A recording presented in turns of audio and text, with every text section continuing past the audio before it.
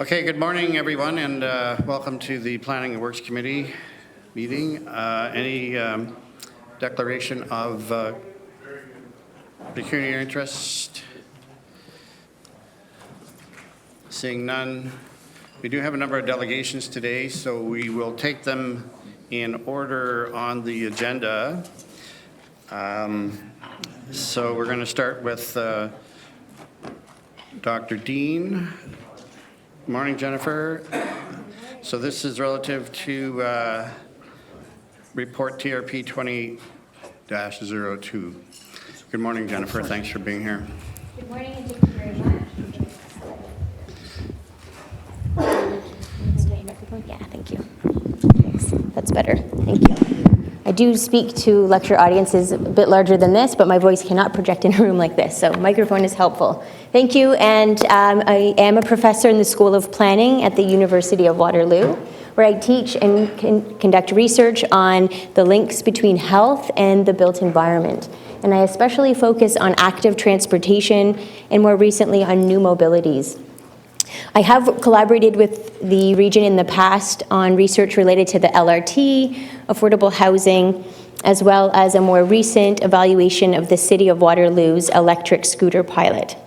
So when I saw this opportunity come through, I was really excited about the prospects for improving active transportation in the region and meeting many of the objectives laid out in your strategic plan as well as your active transportation master plan. And so I forwarded the opportunity to my colleagues and collaborators at the region, and we moved forward with an application. So today I'm going to give you a very brief background on the opportunity that came forward and the application that I worked with along with members of staff at the region. So this is a pilot grant from the Canadian Institutes for Health Research, which is one of three major funding bodies at the federal government level in Canada. They receive funding through the federal government, and CIHR is responsible for all health-related work, including biomedical research, clinical research, research on health systems and delivery, and finally, the realm that I work most closely in, social and cultural determinants of health. In 2019, CIHR launched a strategic initiative for healthy cities research. This is an 8-year initiative for $34 million. That aims to put Canada as a leader in research and implementation of healthy cities. Their objectives broadly are on research excellence, on capacity building, so training future researchers as well as practitioners and decision makers in healthy cities, and finally to mobilize knowledge, so to share research knowledge with decision makers and city leaders. This particular initiative is very solutions-oriented. The opportunity that fell under this initiative is a planning and knowledge dissemination grant, which means it's more about sharing information between researchers and city leaders. It's focused on immersive urban health policy. So this is the inaugural offering of this grant. It's one of 8 components of that broader Healthy Cities Research Initiative. The goal is to collaborate between city leaders, in this case regional leaders, and researchers to examine and learn from a model city in an area relevant to healthy cities, and finally to develop an action plan and future intervention research. In 2020, this first offering of this grant, CIHR made the focus active transportation in the public realm. And the first opportunity, the first part of this grant is for the applicant teams to go to the model city. In this case, it's Copenhagen, Denmark. The second part is to take the learning that was developed from that workshop and share that with the communities that they're from, and to offer some sort of knowledge exchange or mobilization. So why active transportation for healthy cities? I feel like I'm preaching to the choir here, but we know the importance of increasing the number of trips taken by walking or cycling and reducing the number of trips taken by the automobile. This has health benefits, most significantly and time-pressing for climate action and air quality. So every trip not taken by an automobile reduces the greenhouse gas emissions physical activity and chronic diseases, so moving away from sedentary behavior for most of our life and promoting physical activity through utilitarian travel, like commuting to work. Road safety and injury prevention, as well as health equity and social inclusion throughout the life course. So this is why active transportation has been a major priority for CIHR and a central concern of the Healthy Cities Research Initiative. In order to participate in this grant, we had to go through a competitive application process. Within the application, the reviewers were looking for teams that had a very clear and succinct alignment with the community vision and the active transportation priorities. They wanted to make sure that we would be able to go to Copenhagen and come back and take action on the learning. They also wanted evidence of the commitment to healthy public policy and success for healthy public policy. And I can say that the region, our application scored very high on this front realm. They also wanted to see a very defined plan for the knowledge translation activities. What were we going to do when we came back from Copenhagen with that knowledge, and how are we going to share that with the community? All members of the team had to participate in both the workshop and the post-workshop activities, and we're required to commit staff time through a letter of support from the mayor, or in our case, the chair. This grant had a very specific structure of team members. There's only one researcher, but they required 4 city leaders from specific areas. One had to be a senior elected official with decision-making power. They preferred a mayor or deputy mayor or someone at a senior level that had experience in that decision-making power. Second, they requested a medical officer of health or a senior health policy advisor with familiarity in the area. And then 2 other senior members of staff from areas related to transportation engineering, planning, recreation, or public works. And the final area was on healthy built environments. Our proposal was called Implementing Active Transportation Initiatives for a Healthier Region of Waterloo. Our focus was on achieving the region's active transportation priorities, specifically focusing on moving towards the 12% goal for active modes by 2041. The team decided to put forward an idea to focus on the road safety, so real road safety measures, as well as perceived road safety, which we understood as a determinant of residents' willingness to take part in cycling or walking. And so we wanted to focus on high-risk intersections in the region when we went forward with our application. So while we could learn many avenues for change related to active transportation through the workshop, one of the areas of priority was going to be looking at modifying high-risk intersections. When we came back from the workshop, we proposed that our post-workshop activities would be a 4-part regional tour with municipal staff, so these lunch and learn sessions. The team was quite adamant that we not just focus on the 3 urban areas in the region, of course, and we did, so 3 of those lunch and learn sessions are with the 3 urban areas. 1 is going to be with the townships, and although this was an urban health policy workshop, we made it very clear that as a region, we didn't distinguish between the urban and rural communities, and again, we're complimented for that in the evaluation stage. So after that 4-part lunch and learn, we'll have a larger day-long activity workshop day with staff and community stakeholders of all types. Our proposal was among the 4 successful teams. There were 16 applications in this competition, a little bit lower than usual because of it's the first time it's offered, and many colleagues were sort of standing back and waiting to see how the first offering would go through. And I can say I've received many phone calls from my peers at other institutions regretting they didn't put an application forward. And so they went through a rigorous peer review process, and what's covered is the full travel cost to Copenhagen for the workshop. Also, they cover the costs for the post-workshop activities, so those 4 lunch and learn sessions, as well as the day-long event.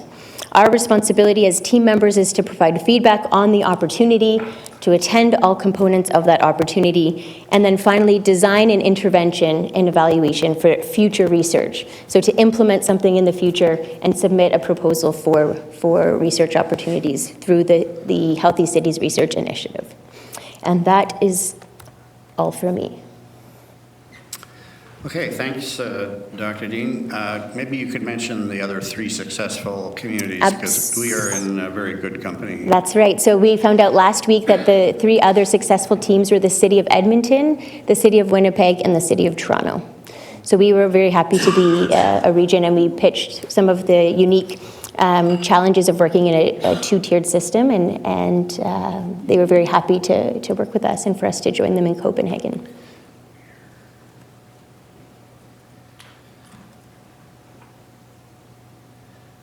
Councillor McGarry. Thank you very much for the presentation, and there's some great components to it. Quick question just on some of the workshop and the follow-up after. Is there an adult cycling education component to some of the workshops or the lunch and learns that you were considering after the conference? So those were to be developed after, based on the learning from Copenhagen. It sounds like that's an important area that, based on your comment and question. So if that's an important area, that's certainly something that we can share. There's also that opportunity to really structure that the larger day-long event, of which we will have more components similar to what you're recommending. And that the itinerary for that larger day workshop will come from the experience in Copenhagen, as well as the listening tour with the municipalities and townships. Good follow-up, if I may, Mr. Chair. And I certainly applaud all of those initiatives. I do know that in the experience that I've had in consultations across the province on cycling in urban areas, that many adults are unfamiliar with some of the new cycling infrastructure and the way to get through intersections and sort of the how-to on how to urban cycle. So that might be a component that you look at. Absolutely noted. Thank you. Dr. Dean, maybe you could just take a minute to discuss how Health Canada has kind of contracted this to 880 cities and what 880 cities is. Absolutely. So to confirm, this is through the Canadian Institutes for Health Research, so a separate agency from Health Canada, but certainly conducts research and shares with Health Canada. But CIHR is going through an organization called 880 Cities, and this was an organization, a nonprofit organization that emerged out of Joe Penalosa. So he was doing work in Colombia. And he was really focused on improving active transportation, walking, and cycling for community members. And the premise was, if we could design cities for 8-year-olds all the way up to 80-year-olds, those communities would be sufficient and high quality, livable for everybody in between. I'm a mom of kids younger than 8, so I'd like to bump that down a bit. And I have grandparents older than 80, and I think we need to create spaces beyond 80, but the premise holds still, that if we think about individual needs on either end of the life course, that we can have high quality places in between. And so 880 Cities conducts workshops all across the globe. Currently, our liaison officer is conducting work in Charlotte, North Carolina right now on age-friendly community design. And so he will be coming with us to Copenhagen, and they have engaged with decision makers. I know the chief architect, chief planner, other senior staff in Copenhagen will meet with the teams, the Canadian teams that attend this workshop, and share with us some of the learnings that took them 40 years to develop in creating a model city for cycling and walking in Copenhagen. So 880 Cities is the facilitator and administrator. They've designed these workshops, but it will also engage with many of the stakeholders in Copenhagen that were part of that process. Okay, thanks very much, Dr. Dean, and we look forward, of course, to the learning sessions that will take place later this year. Excellent, thank you. Thank you very much. Okay, the next item we're going to deal with is the Notre Dame Drive issue in St. Agatha. I'm going to ask staff to do their presentation first. And then we can have any questions or clarification, but we do have 3 delegations to speak to that before we get into any kind of debate. So we'll have the staff presentation and then the delegations.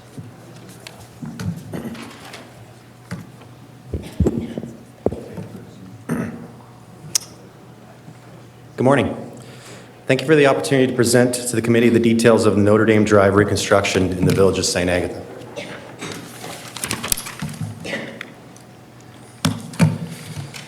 The project is Notre Dame Drive from St. Anne Avenue North to 0.4 kilometers south of Herbs Road, including the intersection of Herbs Road. Project limits include Herbs Road, 100 meters east and west of Notre Dame Drive intersection as well.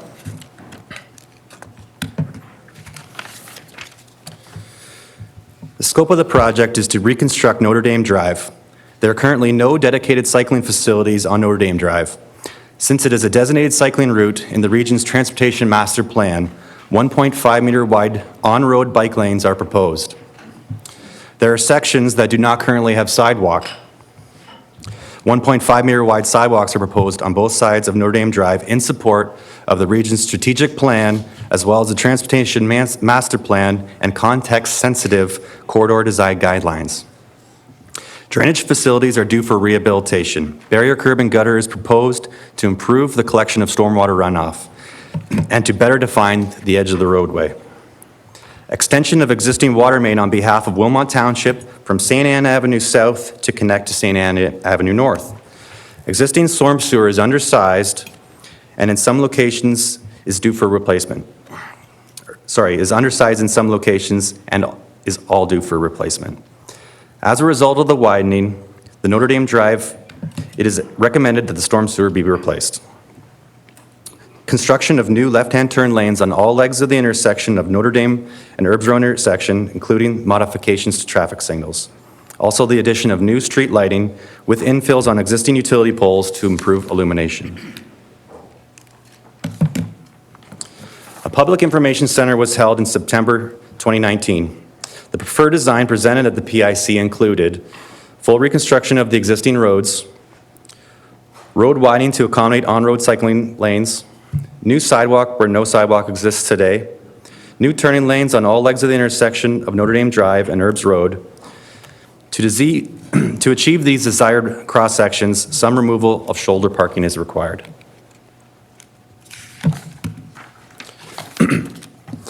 Approximately 60 people attended the PIC and 13 comment sheets were received. 6 written comments were received noting concern that the proposed 1.5 meter wide sidewalk on both sides would create an unreasonable effort to clear following a snowfall. 2 written comments were received noting concern that the proposed barrier curb and gutter design would result in the elimination of shoulder parking. Following the PIC, comment was received regarding the relocation of accessible parking spaces in front of St. Agatha Church.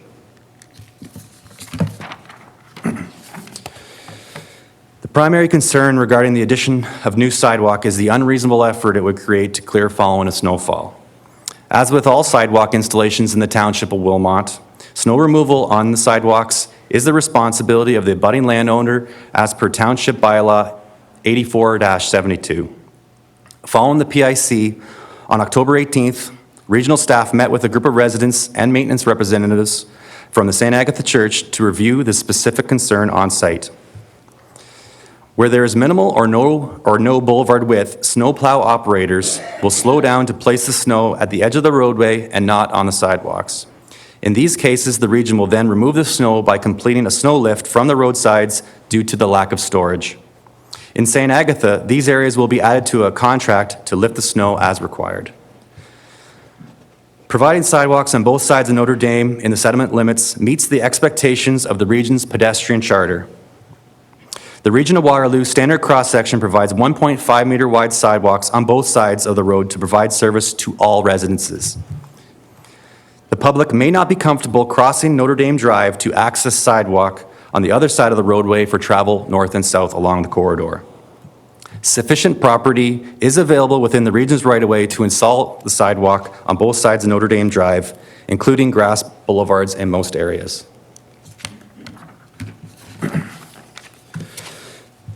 The primary concern regarding the proposed barrier curb and gutter design on Notre Dame Drive is the elimination of existing shoulder parking. Barrier curb and gutter is proposed to replace mountable curb and gutter throughout the project's limits to improve the collection of stormwater runoff and to better define the edge of the roadway. Aesthetics would be improved along the roadway as the barrier curb and gutter will delineate the roadway from the boulevard area and allow various boulevard treatments, including grass boulevards, to enhance the overall streetscape. In front of 1820 Notre Dame Drive, the St. Agatha Cemetery, there is considerable usage of shoulder parking in the area during funeral events. It is proposed that a 2.5-meter wide asphalt parking area be retained behind a rollover curb. Additional 2.5-meter wide parking is also to be retained on the east side of Notre Dame Drive in front of 1839 and 1855 Notre Dame Drive, providing space for approximately 7 parked vehicles. The figure on the screen has been prepared to represent the existing locations where shoulder parking is currently available. The highlight in black represents areas where the existing shoulder parking will be removed. The highlight in gray represents areas where 2.5-meter wide parking lane will be retained.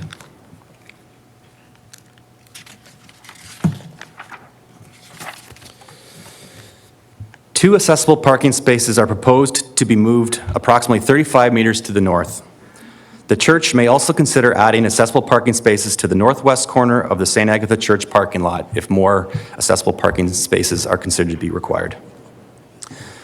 The primary reason for moving 2 accessible parking spaces in front of the St. Agatha Church is to allow sufficient space to add a southbound left turn lane.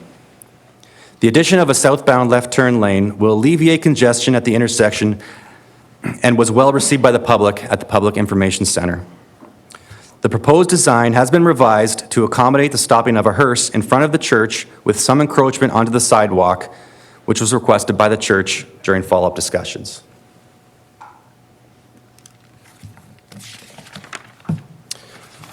This figure that's on the screen has been prepared to represent the proposed changes to the accessible parking spaces in front of the St. Agatha Church.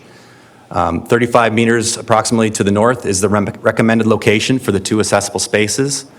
And the northwest corner of the parking lot, shown with the circles, is an alternative location where accessible parking spaces may be considered. And right in front of the church steps is where the existing parking spaces currently exist.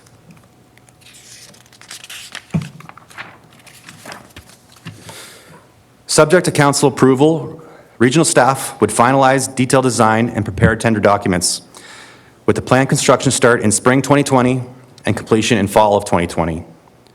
Under completion of detailed design, construction staging and appropriate detours will be established based on detailed assessment of construction scope and traffic management options. Regional staff will work with Wilmot Township staff and emergency services personnel to develop staging and detour plans that will effectively communicate these plans to the public well in advance of construction. The region's draft 2020 10-year transportation capital program includes the listed budget for the Notre Dame Drive reconstruction. Thank you for the opportunity to present these project details before the committee. I'm available to speak if there are any questions. Okay, so just questions of clarification, not debate at this point. We have 3 delegations. Councillor Shantz. Thank you. Thank you for the presentation. Are there guidelines in terms of distances for accessible spaces, and what would they be? Like is there a distance from an entrance that's sort of a guideline for where you would put an accessible parking spot? Like in the building code? Mm-hmm. I don't know. Is it, Jeff, do you have any idea, or does anybody have any idea? Not that I'm aware of. Are there any guidelines? I think usually they are located if there's an obvious location where people are going, we try to get as close as we can to that location, but I don't think there's any specific guidelines. I think we do, though, in our bylaw, are trying to have a certain number per parking, like 2 or 3 or something like that per 100 parking spaces. I think there's some number like that we have. We could look into that. Not that we have to provide them. Yeah. Okay. So, but there is no guideline that I'm aware of where you have to be X distance from a location. We would just try to get them as close as we practically can if there's an obvious destination. Okay, thank you. Councillor McGarry. Thank you very much. And Councillor Shantz asked my first question about the distance of the accessible parking spots to the front door, to the entrance of the church. Second question I had was the parking lot proposed accessible spots of the church. Just wondering, because I don't know the site all that well, is there an elevation to the front door from the parking spots or uphill anywhere that would make it more difficult for accessible spots or sort of the accessibility for those that are going to the church? Through you, Mr. Chair, yes. To get to the front steps of the church from the parking lot, there is an elevation change. Upon review of that elevation change, it was considered to be equivalent to what the current ramp is adjacent to the steps. So to enter the church in either way, there is a ramp that needs to be scaled. So to get from the parking lot to the front steps, it would be a similar elevation change. Okay, thanks for the clarification. Thanks, Mr. Chair. Councillor Harris? Yes, good morning, thank you. I understand there has been some community concern with regards to the sidewalk. I've read through the materials, I understand we do have a policy on sidewalks. However, there was, I think, perhaps, I wouldn't say a precedent, but the Petersburg work just recently, I believe there's some concessions on that policy out there. I'm just wondering if there was robust conversations with the residents on the sidewalk, and was there any perhaps concessions given to residents then? If you want to elaborate more on that whole sidewalk issue. Yes. Through you, Mr. Chair. With regards to the project in Petersburg, there was concessions made with the community regarding sidewalk on both sides of the road. It was a practical solution to eliminate sidewalk on one side of the road in Petersburg due to elevation challenges. For example, or specific to the Notre Dame Drive project, we do not have those types of issues with grading. And there is ample property within the region's right-of-way to provide sidewalk on both sides. So it's a position to design the project to have sidewalk on both sides for Notre Dame Drive. Was there any concessions made during the PICs or further consultation with those residents on sidewalk by chance at all? Through you, Mr. Chair. Yes, we did speak regarding the sidewalk at the Public Information Center and followed discussions afterwards. Originally, our design had the sidewalk on the east side of Notre Dame Drive going north of address 1925, the last residence in the community. It was recognized through the comment received from the public that that sidewalk wouldn't be necessary. So it was removed from the proposed design, and the revised design, which we have now, ends at the residence 1925 on the east side of Notre Dame Drive. Councillor Nowak? Yes, I'm just wondering if you were to maintain the accessible parking spots as they are right now, what changes would you have to make? Is it physically possible to maintain them and have the basics of what you're trying to do achieved? Through you, Mr. Chair. Yes, it is an option to maintain existing parking in front of the church as it is today, to include that in the proposed design. In that event, staff would recommend the removal of a left turn lane that we have currently proposed. If that were to be done, it would increase congestion of the intersection and potentially increase rear-end type style collisions. But it would be a design modification that could be made if it was determined that the accessible parking could not be moved. So you're saying you can't have one without the other? That's correct. But there's a boulevard there, I understand, and there's a sidewalk there. Is there not a way that you can accommodate? I was also told that the 7 parking spaces that are going to be maintained are actually used more often than not by people that need the accessibility. And as a courtesy, I think most of the parishioners just don't use them, although I don't think they're marked for accessibility. So I think the accessibility issue is important for that church. And I'm just wondering if you can't have another look at this and see if there's another way of addressing this and sort of accommodating everybody. Through you, Mr. Chair, the original question, I believe, is could anything else be sacrificed other than the left turn lane? Yes. Staff would recommend against removal of the bicycle lanes. There isn't room to fit everything in, accessible parking and a left turn lane and bicycle lanes and sidewalks. If if there was a need to maintain the accessible parking spaces and the 7 parking spaces that would be lost in front of the church, staff recommendation would be to remove the southbound left turn lane. To me, that would be a priority, the accessible parking for the church. I think maybe just to pursue that a little bit further, Councillor Nowak, I think staff have looked at it, and the only way to get the parking to stay as it is, to have a bike lane, is to eliminate the left turn lane. Or eliminate the bike lane. Yeah, no, I'm just, but I think the one question I want to ask Jeff is, if we do eliminate the left turn lane on that leg, can we maintain the left turn leg on the opposing leg? Is that something we know for sure, or we would still take a look at? Mr. Chair, if there was a need to go back to look at the design, I believe it would be likely the northbound left turn lane may need to be removed as well, but staff would need to go back and take a look at it. Councillor Strickland? Thank you very much, Mr. Chairman. This is certainly an interesting one where multimodal transportation really interfaces here. We talk about sidewalks for pedestrians and cars and accessible parking. So how can we accommodate all of those needs? I guess I'm particularly concerned about the removal of the accessible parking. And I'm just wondering, did we consult with our Accessibility Advisory Committee?